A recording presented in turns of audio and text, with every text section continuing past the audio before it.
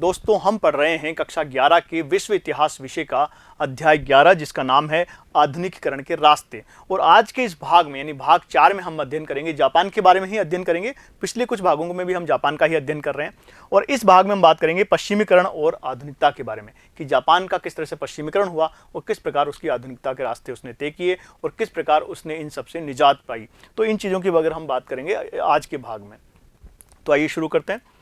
तो अध्ययन के जो प्रमुख बिंदु है हमारे क्या रहेंगे, एक तो पश्चिमीकरण और परंपरा, किस प्रकार जापान की जो पश्चिमीकरण हुआ और उसकी जो परंपरा थी उनमें आपसी संघर्ष हुआ और आखिर किस प्रकार का रास्ता इसके बाद जापान ने अपनाया। इसके बाद रोजमर्रा की जो जिंदगी थी पश्चिमीकरण की वजह से और औद्योगिक विकास की वजह से जापान की जो रोजमर्रा की जो जिंदगी थी लोगों की, वो किस प्रकार से प्रभावित हुई थी, इस भाग में हम बात करेंगे। इसके अलावा हम देखेंगे कि आधुनिकता पर विजय किस तरह से प्राप्त की। जापान ने जो राष्ट्रवाद था उसको अत्यधिक महत्व दिया था और इसकी वजह से जो आधुनिकता थी उस पर आधुनिकता की जगह उसने आक्रामक राष्ट्रवाद को अपनाया था और एक दौर आया था जब जापान की जो उन्नति थी, आर्थिक उन्नति, वो रुक गई थी। इस दौर में इसकी बात करेंगे। इसके अलावा ये देखेंगे कि द्वितीय विश्व युद्ध जब द्वितीय विश्व युद्ध में जापान ने भाग लिया तो उसमें उसकी हार होती है और हार के बाद एक वैश्विक आर्थिक शक्ति के रूप में जापान वापसी करता है, जो पूरी दुनिया के लिए एक अपने आप में चमत्कार था। तो उसके बारे में हम यहाँ पर चर्चा करेंगे। तो ये हमारे अध्ययन के बिंदु रहेंगे इस भाग में। तो आइए शुरू करते हैं एक एक करके।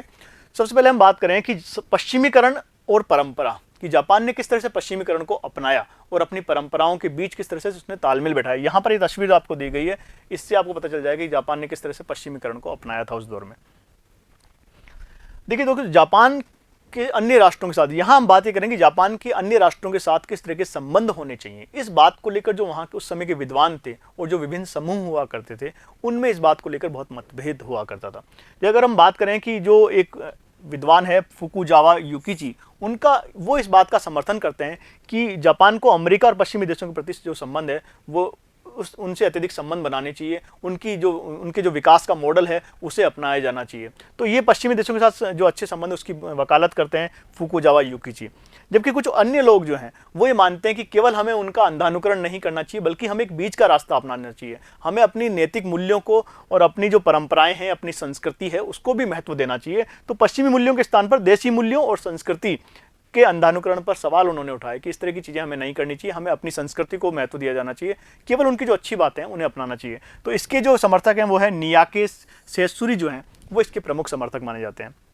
इसके अलावा उएकी एमोरी जो है, उनका मानना है कि उन्होंने पश्चिमी उदारवाद का समर्थन किया। जो पश्चिम में जो उदारवाद है उसका वो समर्थन करते हैं, लेकिन जापानी जो सैन्यवाद है उसका वो विरोध करते हैं। जापान ने जो सैन्यवाद अपनाया था मेजी पुनर्स्थापना के बाद, उसका उन्होंने काफ़ी विरोध किया है और संवैधानिक सरकारों की उन्होंने मांग की। तो इस तरह से जो पश्चिमीकरण और परंपरा के बीच में इस तरह के कई तरह के मत जो है हमें दिखाई देते हैं जापान में।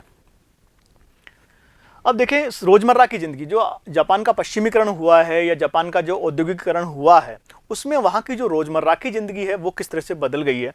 उसमें आधुनिकीकरण से रोजमर्रा के जीवन कई तरह से प्रभावित हुआ जापान का, और वहाँ के जो पैतृक परिवार थे उनका स्थान जो है वो नए घरों ने ले लिया।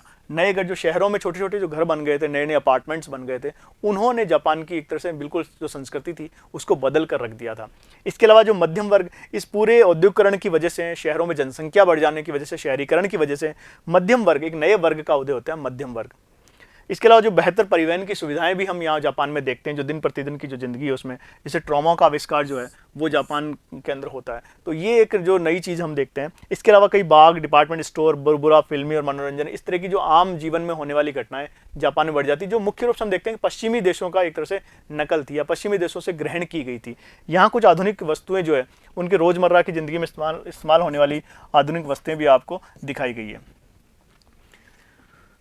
अब हम बात करें आधुनिकता पर विजय कि आखिर ये जो दौर था 1930 से लेकर 1940 ईस्वी का जो दौर था वो एक आधुनिकता पर विजय का दौर माना जाता है, कि किस तरह से आधुनिकता पर एक रोक लग गई थी यहाँ पर, या यूँ कह सकते हैं कि जापान का औद्योगिक विकास या आर्थिक विकास इस दौर में रुक गया था और जापान ने एक तरह से सैन्य विस्तारवाद की नीति इस दौर में अपनाई थी। और यहाँ हम देखते हैं कि ये जो दौर है वो केंद्रित राष्ट्रवाद को महत्व दिया जा रहा है। यहाँ पर केंद्रित राष्ट्रवाद का दौर माना जाता है और यहाँ पर आधुनिकता एक तरह से रुक जाती है। जापान द्वारा उपनिवेशवाद की शुरुआत, और इसी दौर है जहां पर जापान ने उपनिवेशवाद की जो अंधी दौड़ है उसमें वो शामिल हो जाता है। इसी वजह से हम देखते हैं कि 1939 से लेकर 1945 का जो दौर है उसके बीच में जो द्वितीय विश्व युद्ध होता है, द्वितीय विश्व युद्ध, उसमें जापान ने भूमिका निभाई थी और इसकी वजह से उसे काफ़ी हानि उठानी पड़ती है। तो जापान द्वारा उपनिवेशवाद की शुरुआत होती है और द्वितीय विश्व युद्ध में उसकी भूमिका की हम बात कर सकते हैं। सामाजिक नियंत्रण। और इसी दौर में दोस्तों, ये 1930-40 का जो दौर है, इसी दौर में क्या होता है कि जो लोग हैं उनके सामाजिक नियंत्रण, अत्यधिक सामाजिक नियंत्रण स्थापित किए जाते हैं और सत्ता पर दमन, सत्ता का जो दमन था उसमें वृद्धि अत्यधिक हो जाती है। लोगों का दमन किया जाने, उनके लोकतांत्रिक अधिकारों के, उनकी लोकतांत्रिक मांगों का दमन किया जाने लग जाता है। आधुनिकता पर विजय संगोष्ठी, कई तरह की इस तरह की घटनाएं भी हम इस दौर में देखते हैं कि जो राष्ट्रवादी लोग हैं वो कई ऐसी संगोष्ठियां आयोजित करते हैं जो कि आधुनिकता पर विजय के नाम से संगोष्ठियां आयोजित की जाती है। आधुनिकता और पश्चिमी संस्कृति, और इन संगोष्ठियों में ये कहा जाता है कि किस प्रकार इस आधुनिकता पर जो पश्चिम से लाई गई है या पश्चिमवाद है उसका विरोध किया जाए और हमारी जो मूल संस्कृति है उसको अपनाया जाए। इस तरह की संगोष्ठियों में इस पर बहस मुबाहिसे होते हैं। तीन पश्चिमी धाराओं को, यहाँ इस समय जो विद्वान हुए थे उन्होंने तीन पश्चिमी धाराओं का समर्थन किया था मुख्य रूप से। वो तीन पश्चिमी धाराएं थी, एक तो पुनर्जागरण की बात उन्होंने की कि किस प्रकार जापान में पुनर्जागरण किया जाना चाहिए पश्चिम के पुनर्जागरण के हिसाब से, कि यहाँ जो पुरानी परंपराएं थी उनको पुनर्जीवित किया जाना चाहिए जापान में। इसके अलावा प्रोटेस्टेंट जो धर्म सुधार आंदोलन, प्रोटेस्टेंट धर्म सुधार आंदोलन हुआ था जापान पश्चिमी देशों में, उसी तरह से प्रोटेस्टेंट धर्म सुधार आंदोलन या धर्म के क्षेत्र में उस तरह के सुधार की आवश्यकता है। प्राकृतिक विज्ञानों का विकास जापान में किया जाना चाहिए, इस बात का समर्थन किया जाने लगा।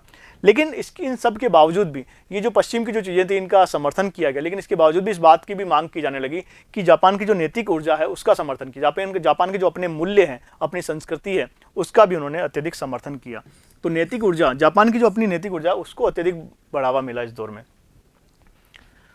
अब हम बात कर रहे हैं कि हार के बाद एक वैश्विक आर्थिक शक्ति के रूप में वापसी कैसे हुई। ये हमने देखा कि जो दौर आया है, एक तरह से आक्रामक राष्ट्रवाद है, सैन्यवाद का जो दौर है, उपनिवेशवाद का दौर शुरू किया जापान ने 1930 से 40 के दौर में, और इसकी वजह से वो द्वितीय विश्व युद्ध में भी शामिल हुआ और द्वितीय विश्व युद्ध में उसे करारी हार मिली, क्योंकि जब उसने द्वितीय विश्व युद्ध में शामिल होकर अमेरिका पर हमला किया था, उसके अमेरिका के जो पर्ल हार्बर हवाई अड्डा है वहाँ पर उसने बम वर्षा की थी, उसकी वजह से अमेरिका ने जो प्रतिक्रिया की, अमेरिका ने प्रतिक्रिया स्वरूप उसके नागासाकी और हिरोशिमा जो शहर, बड़े शहर थे, उन पर उसने परमाणु बम गिराए, जो विश्व इतिहास में पहली बार परमाणु बमों के इस्तेमाल करने की घटना थी। उसकी वजह से जापान उस युद्ध में हार गया था और जापान उस युद्ध में हार जाने के बाद ही जापान के जो पूरा आर्थिक विकास है पूरी तरह से अलग बदल जाता है और जापान जो है 1945 के बाद, द्वितीय विश्व युद्ध के बाद एक नई राह इख्तियार करता है और दुनिया के सामने एक चमत्कारिक रूप से अपना आर्थिक विकास प्रस्तुत करता है। तो द्वितीय विश्व युद्ध में पराजय होती है, हिरोशिमा नागासाकी की दुर्घटना जो हम बात कर चुके हैं। अमेरिकी नेतृत्व, हिरोशिमा नागासाकी की घटना के बाद अमेरिकी नेतृत्व में जापान में क्या होता है, जापान का विसैन्यीकरण किया जाता है। हमने देखा कि जो मेजी पुनर्स्थापना थी जापान में, उसकी वजह से वहाँ का सैन्यीकरण अत्यधिक हो गया था। जापान में जो सेना का महत्व था वो अत्यधिक बढ़ गया था। विशेषकर 1945 से 47 के दौर में क्या हुआ, जब द्वितीय विश्व युद्ध में जापान की हार हुई तो अमेरिका के नेतृत्व में इसका विसैन्यीकरण कर दिया गया और एक नवीन संविधान और जापान के लिए एक नया संविधान, लोकतांत्रिक संविधान बनाया गया और उसके संविधान के अनुच्छेद 9 में यह प्रावधान किया गया कि युद्ध का राष्ट्रीय नीति के साधन के रूप में कभी भी इस्तेमाल नहीं किया जाएगा। युद्ध का राष्ट्रीय नीति के साधन के रूप में इस्तेमाल नहीं किया जाना चाहिए। इसके अलावा जो बड़ी कंपनी के जो एकाधिकार थे उनको भी समाप्त कर दिया गया।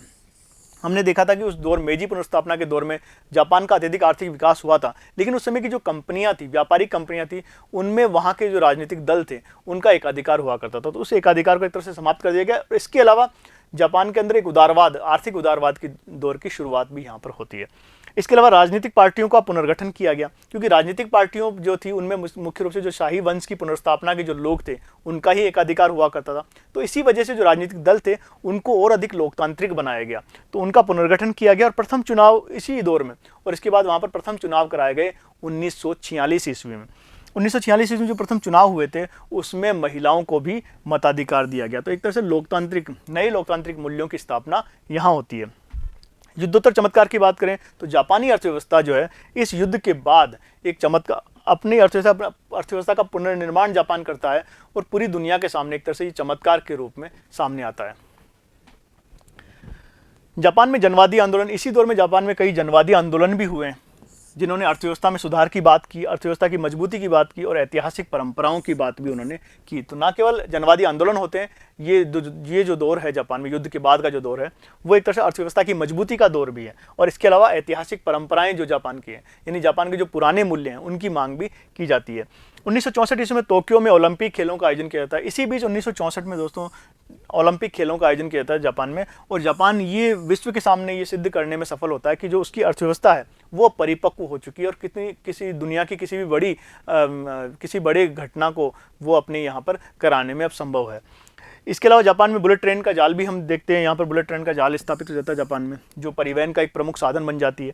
1960 का जो दशक था, उस दशक में और भी बहुत कुछ होता है दोस्तों। इसमें मुख्य रूप से हम देखते हैं नागरिक जो समाज आंदोलन शुरू हो जाते हैं, विशेषकर जो उद्योगों की स्थापना की वजह से जो पर्यावरण की नई समस्याएं आ गई थी, स्वास्थ्य के प्रति लोगों के अंदर जो समस्याएं आ गई थी, उनकी वजह से ये नागरिक समाज के कई आंदोलन इस दौर में होते हैं। औद्योगिकरण के स्वास्थ्य और पर्यावरण पर जो दुष्प्रभाव थे उनकी वजह से बात करते हैं। कैडमियम का जहर जो अत्यधिक बढ़ जाता है हवा में, उसकी बात मीना माता के पारे के जहर की समस्या थी, हवा में प्रदूषण की समस्या थी। इस तरह की समस्याओं के लिए जन आंदोलन होते हुए हम देखते हैं। इस तरह से 1990 ईस्वी तक आते आते जापान ने क्या किया, ये जो पर्यावरणीय समस्याएं थी इनको लेकर पर्यावरण के कठोर नियम लागू किए। तो जापान आधुनिक विश्व का शायद वो पहला देश है जिसने इस तरह के नियम अपने उद्योगों पर लागू किए थे। तो इस तरह से जापान जो है अलग है सब देशों के मामले में। तो इस प्रकार इस पूरे दौर में हमने देखा कि जापान किस प्रकार एक महाशक्ति के रूप में उदय होता है। तो दोस्तों आज के भाग में हम जापान के ये किस तरह से पश्चिमीकरण की और वहाँ की परंपराओं का जो संघर्ष था उसके बारे में बात की। हमने देखा कि किस प्रकार जापान का ये देखा कि 1930-40 का जो दौर था वो उपनिवेशवादी दौर में जापान किस तरह से फंस गया था और जापान का आर्थिक विकास रुक गया था पूरी तरह से। फिर हमने देखा कि द्वितीय विश्व युद्ध के बाद जापान ने किस तरह से दोबारा आर्थिक प्रगति की शुरुआत की और पूरी दुनिया को चौंका दिया। तो आज के भाग में इतना ही। आगे के भागों में हम बात करेंगे चीन के बारे में दोस्तों। और अभी तक हमने, क्योंकि हम यहाँ पूरे इस अध्याय में 2 मॉडल आपके साथ जो आधुनिकीकरण के जो रास्ते हैं उसमें 2 मॉडल लेके चल रहे हैं, विशेषकर 2 मॉडल हैं, एक तो जापान और दूसरा चीन। जापान के बारे में हम अध्ययन कर चुके हैं, अगले भाग में हम चीन के बारे में अध्ययन करेंगे। तब तक के लिए धन्यवाद।